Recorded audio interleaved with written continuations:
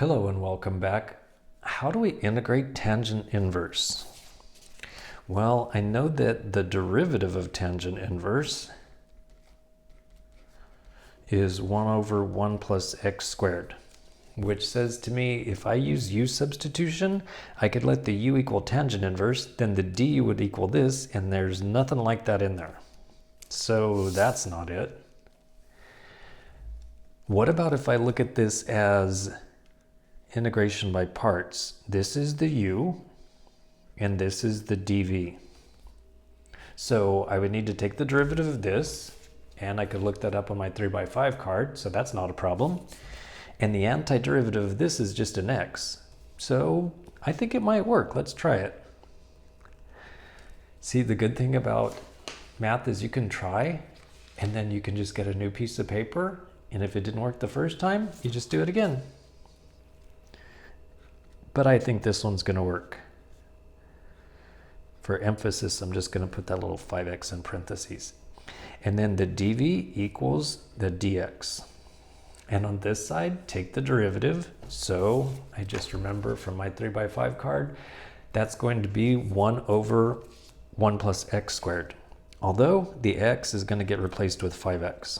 So du equals 1 over 1 plus, instead of x squared, it's going to be 5x squared.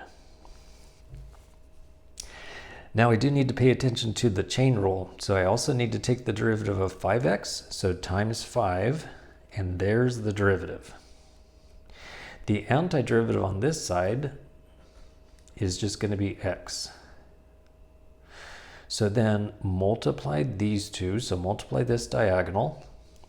So x times tangent inverse of 5x will be part of the answer. And then go minus the integral and then multiply on the bottom. So it's going to be x times this. So I'm just going to write it as 5x on the top. And then 1 plus 5x squared. So with this one right here, I wasn't sure if I should multiply it out or not. Because my first thought was, why don't you just leave it that way? Because then that's going to be the u, and then that's going to be the u. But then when I thought about that some more, I was thinking, wait a second, if you have integral of u over 1 plus u squared, do I know how to do that one? Yeah, I guess I could, but this whole thing is already squared. It's not like, I think I should just square this. Sorry, I'm just thinking out loud. Sometimes it works. Okay, so I'll just leave the 5x on top, and on the bottom just rewrite it as 1 plus 25x squared. Okay. Now this one is ready for u substitution, and I'm going to let the u equal the bottom part. So let u equal the bottom part, 1 plus 25x squared. And now the derivative of that will be 0, and then this will be 50x.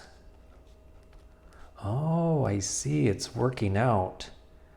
So this problem says you're supposed to have 5x dx, and this one says I have 50x dx.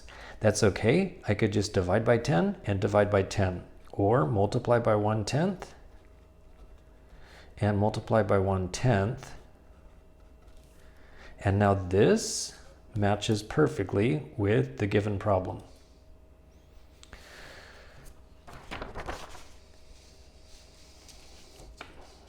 Now don't forget that this is still part of the solution. The u substitution was only for this part, so don't forget to recopy this part.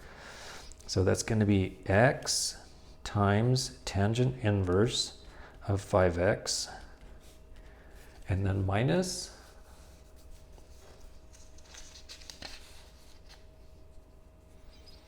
so we're up to this minus, and then this 1/10 I could factor out, 1/10, and then integrate, and this will be the du, and this will be the u. So it will be a du on top and a u on bottom, and thank goodness, that's an easy one.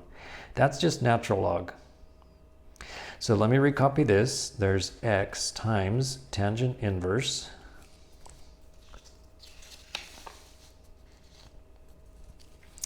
of 5x minus 1/10 natural log, and then this would be natural log of u, but we can go ahead and replace u with 1 plus 25x squared.